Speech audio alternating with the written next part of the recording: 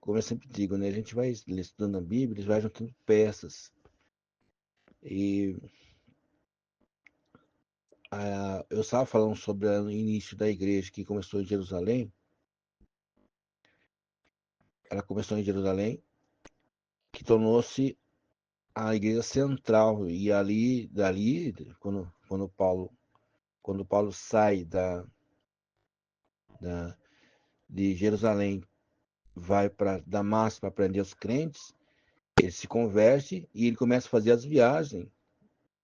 E Paulo foi o maior evangelista e propagador do evangelho, porque através dele surgiu aquele povão ali que se originou as ligações do castiçal, né? Porque os castiçal estão 7 pontos, mas aonde abastece o azeite é no ponto central, que vai transmitir o óleo para que as chamas acendam nos pontos do castiçal, configurando as igrejas que surgiram ali, província romana, que eram grandes igrejas, né? Eram grandes igrejas, igrejas de quadras ali, depois, principalmente depois do concílio, né, de Nicéia, quando a, o governo adotou a igreja, ele, com certeza, o crescimento de números, crescimento de pessoas aumentou, né, muito mais. E o que aconteceu é que também houve prosperidade, né? Prosperidade, construíram. O caminho largo, geralmente, Jesus falou, né? Que entrar pela porta estreita, porque apertada é a porta e apertado é o caminho que leva à salvação, mas larga é a porta e larga é o caminho que leva à perdição. Quando a igreja se divorcia com o Criador e casa com o Estado, eles fizeram aliança com o governo e desistiram então de sofrer por amor no nome de Jesus. E aí é onde que você vê a igreja, a origem das 7 cabeças, que deu origem à besta do capítulo 13. Todo esse período ali, você pode ver, esse período de acontecimento aconteceu nos 42 meses, que seriam os 1500 anos. Só que quando o profeta Daniel fala de um tempo, metade do tempo, que fala o tempo de 1500 anos, não está falando no início da igreja, lá no ano 300, porque daí não daria os 1500 anos. Está falando no período imperial, que começa um pouquinho antes de Cristo e termina no ano 1443, que era um poder político e religioso. Depois que a igreja se tornou-se uma igreja apostatada, foi feito esse secretismo religioso, mas continuou sendo o mesmo império, não mudou nada. O que acontece é que se eles fortaleceram como igreja, e aí ninguém mais podia ter outra manifestação de fé, a não ser aquela fé que eles é imposta por lei, né? Por isso que aí aparece a igreja que foge para o deserto, que é a igreja primitiva, né? Que o povo, os cristãos, que passaram por esse tempo também dos 42 meses. Porque se você for olhar Apocalipse 13, fala em memória, a partir dali tem uma parte que fala assim que o período da besta, você vai estudar aí, eu vou lembrar o capítulo agora, mas fala assim que o período da besta é dos 42 meses. E você vai ver que o período também das testemunhas é 42 meses, que seria os 1260 dias, né? O mesmo período de tempo que a besta surgiu é o mesmo período de tempo que as testemunhas também vão ser perseguidas, vão viver. Aí veja bem, por que duas testemunhas? Porque você pode ver que a, a igreja tem as características do profeta do fogo e da água. O profeta da água é Moisés, que abriu o mar vermelho, né? Que é o profeta da água, que foi salvo na manjedoura pelo rio você fala assim, fala mal no livro o rio Eufrate, você não, o nome do rio também não importa. Referindo assim Moisés, profeta da água, e Elias, o profeta do fogo. E Jesus fala assim que aquele que não nascer da água do Espírito não pode herdar, não pode ver o reino dos céus. Então tem que passar pela água. Então o profeta da água é o profeta batizador. É o Espírito da igreja como batizador, pela lavagem da água, pela palavra. O fogo, João Batista falou assim: após mim vem um que é maior que eu, ele vos batizará com fogo e com o Espírito Santo.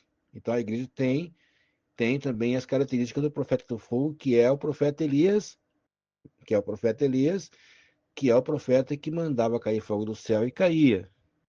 São características das duas testemunhas, que é a mesma igreja primitiva, a mesma igreja apostólica que tem as características das duas testemunhas, do fogo e da água, do batismo nas águas e o batismo com o Espírito Santo e com fogo. São as características das duas testemunhas. Aí é um assunto meio profundo. Eu falo em profundidade porque as pessoas que estão pesquisando, estão estudando, às vezes a gente não consegue pegar tudo, aqueles livros, Bíblia e tal, e passar dentro de um áudio desse, como mesmo que fizesse uma literatura, ficaria muito extensa, né? Então, não seria possível. Mas os irmãos que estão pesquisando poderão analisar e ver se isso é verdade, e confirmar isso, e tentar se aprimorar nos conhecimentos sobre isso, né? Porque aí, veja bem, se olhar no capítulo 11, ali onde o irmão estava falando, que as duas testemunhas, eles vão ser mortos sobre a praça e ficarão por três dias e meio mortos sobre a praça. Aí chega um tempo em que uma voz do céu diz assim, as testemunhas se levantam, e uma voz do céu diz, sobe cá. Que também é um período, assim, você olhando assim, pelo tempo histórico, quando se encerra o Império Romano, a igreja perde o poder político e religioso, ela perde o poder político, mas continua como religião. Foi mandado então o que? Por ordem de papas ou padres, alguma autoridade da época, mandaram prender os crentes que estavam vivendo nas cavernas, nas montanhas, fugitivos, que se cumprindo ali em capítulo 12, né, que fala da igreja, que eu já falei sobre a igreja de atrás, que a igreja ela tem as características de uma mulher grávida, né? Por que ela está grávida? Porque ela está gerando filhos, ela está gerando Cristo, porque quando a igreja está pregando o evangelho, ela está fazendo uma geração de cristãos através do evangelho. Ela está convertendo pessoas a Cristo, então ela está gerando filhos de Deus. Por isso que ela está grávida. E ela tem uma coroa de 12 estrelas sobre a sua cabeça, que o que dá as características da mulher ser esposa de Deus, ser rainha de Deus, o que dá honra à igreja de Cristo é a doutrina dos apóstolos, são 12 apóstolos, que estão sabendo que a entrada de Jerusalém, da nova cidade, tem 12 portas, e cada porta tem 12 nomes, o nome dos apóstolos de Cristo. Jesus fala assim, quando um dos apóstolos perguntou, Senhor, e nós que abandonamos, deixamos tudo por ti, como será a nossa vida? O que nós temos de bom, né? Em outras palavras. Ele diz assim, vocês que deixaram tudo por mim, quanto na generação, vocês assentarão comigo no meu trono para julgar as 12 tribos de Israel. Então, os apóstolos eles vão estar na qualidade também de juízes no dia do julgamento. Então, a doutrina dos apóstolos são fundamental para o julgamento nos dias finais. Isso que é importante as pessoas saberem também. Que a doutrina dos apóstolos é o que coroa a igreja. Veja que Paulo fala assim: eu quero vos apresentar como uma virgem pura ao marido que quer saber Cristo, a um marido, não 3 maridos, 4 maridos, é um marido que é Cristo. A igreja tem uma preparação espiritual, de ensinamento, de fundamentação, que vai fazer dela a igreja de Cristo, como virgem pura ao Senhor. Né? Então a igreja tem essas características. Ela tem a coroa de 12 estrelas sobre a sua cabeça, ela está grávida, porque ela está num período de gestação da igreja, ela está gerando filhos, né? E ela está vestida de sol. Por que ela está vestida de sol? Porque ela está na qualidade de luz, porque ela está sendo vista como um astro no mundo. Por quê? Porque ela brilhanta, por onde ela passa, ela deixa sinais, ela manifesta seu poder como luz.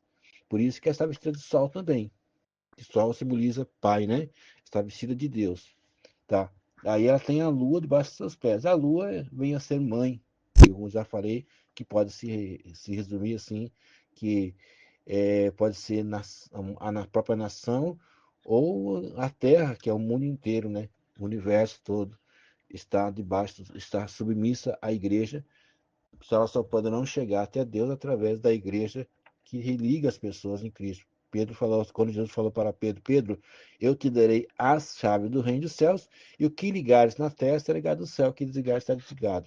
Então, o poder que Deus deu para a igreja foi de ligar as pessoas até Cristo, até Deus, e também desligar. Você veja bem aquele caso do casal que mentiram, retendo parte da fazenda, por causa do valor vendido. Eles disseram que era um valor, na verdade era outro. Eles foram punidos com a morte ali. Então, eles tinham sido ligados através do batismo, através do evangelho que Pedro pregou.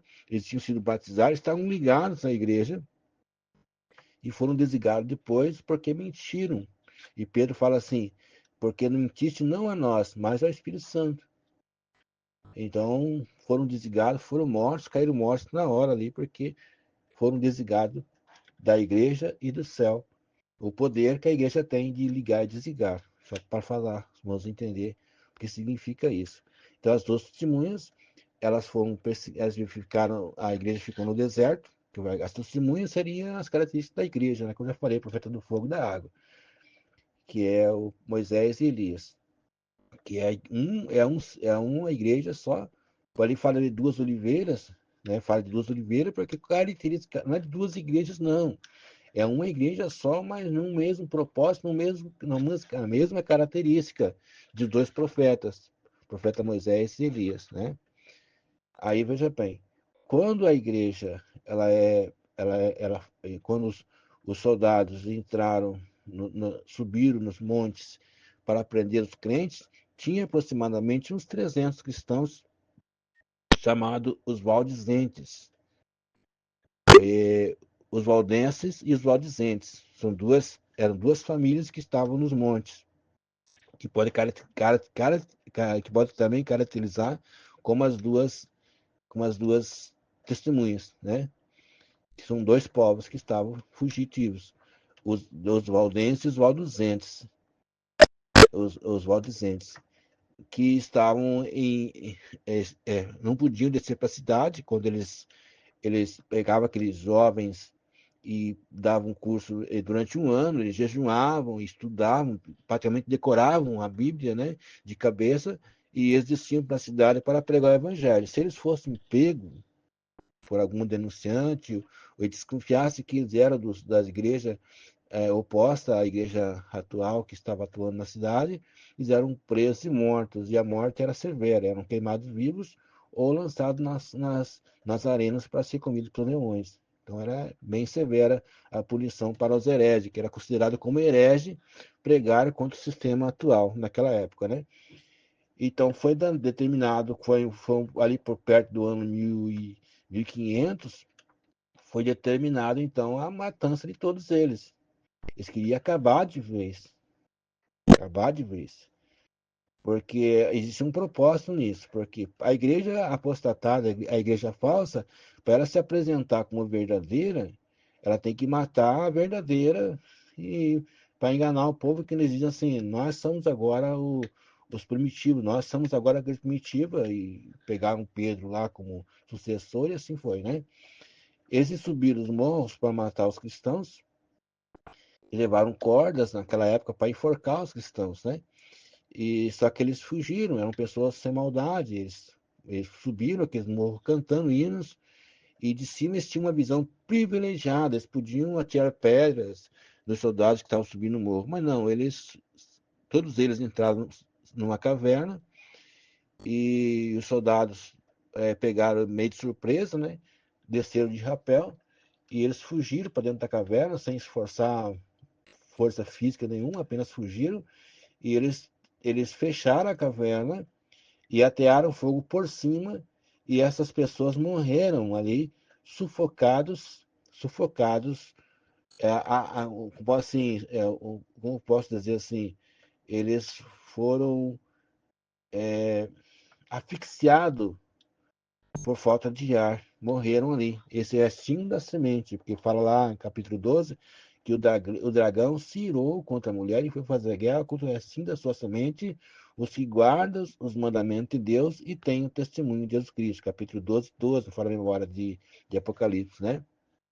Aí veja bem, é muito importante saber disso, porque aí é onde que acontece a morte das duas testemunhas, que vai ficar 3 dias e meio preso, com seus corpos expostos sobre a praça. Eu entendo assim, os irmãos poderão me falar ao contrário, se tiver alguma possibilidade, né?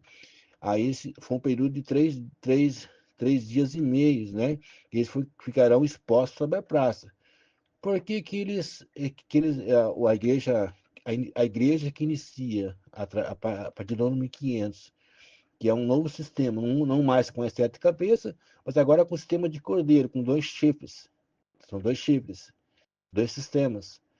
Não, o tempo das 7 cabeças foi o tempo dos 1400 anos, dos anos 1500 anos, que termina no ano 1453, o Império, e depois as sete igrejas não existem mais. O que existe agora são 2 sistemas.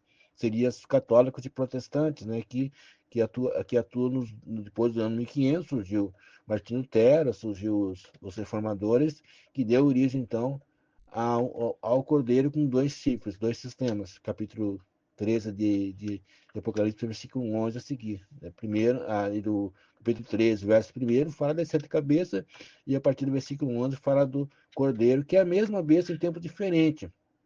Aí no capítulo 17 fala da mulher que está sentada sobre as águas, vestida de escarlata, que está sentada sobre o trono, está sendo conduzida. Aí ela está sendo conduzida pela primeira besta.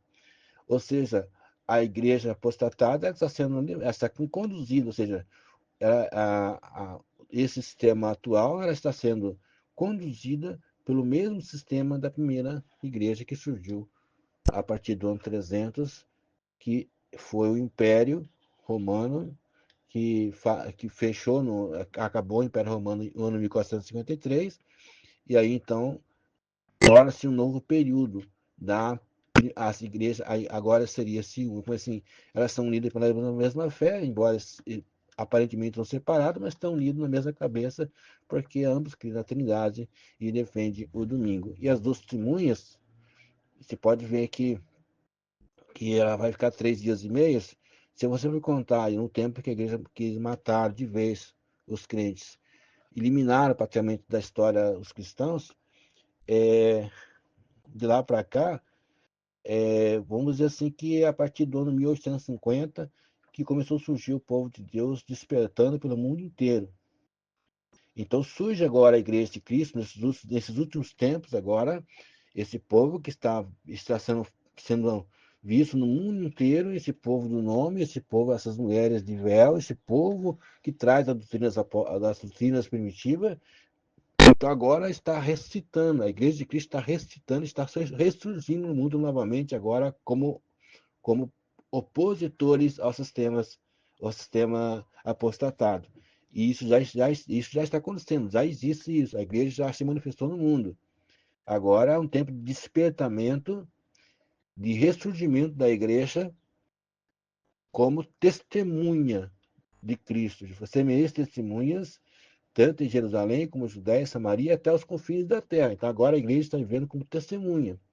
Porém, tem um detalhe muito importante, que após o levantamento da igreja, as duas testemunhas, após a ressurreição dela, e todos ficaram pasmos olhando para ela, aí tem uma voz do céu que fala assim: sobe cá.